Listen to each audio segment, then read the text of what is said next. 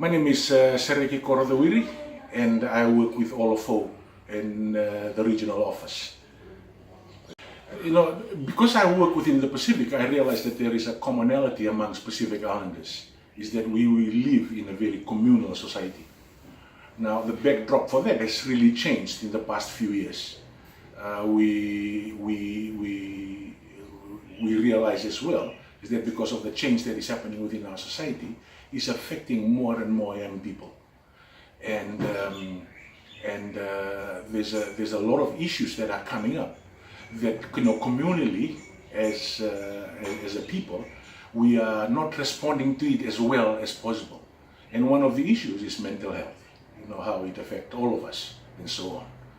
But realistically, one of the groups in our society that has been, in a sense, quite affected tremendously is the young people, those who are within our age, and we define them as young people. I thought that it would be good for us to realize that because of our changing environment and our changing context, it's important that we identify young people who are, not only identify them, but for those who are going through issues of stresses that normally life brings to us. It's important to talk about it. I think one of the greatest challenge that is within us, especially as a shame culture, we do not really openly talk about these things. Thus it's affecting us in the whole issues if you tend to look at the beginning of the increasing number of options that has been taken, and a lot of them are quite negative. So I encourage young people who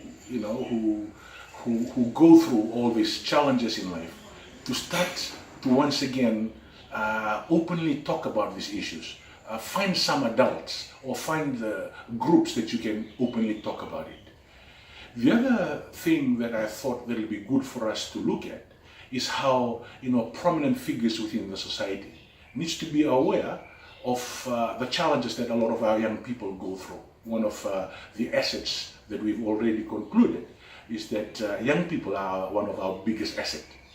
And to maintain this, as a civil society, we really need to be able to openly talk about how, not only to talk about how to deal with it, but to be able to share our own journey in dealing with these issues. As many of us, in one stage or another, we've been affected by it.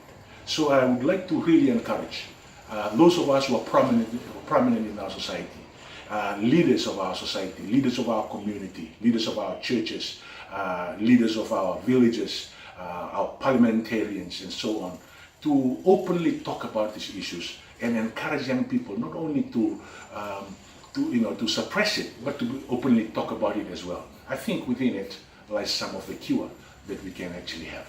Good luck.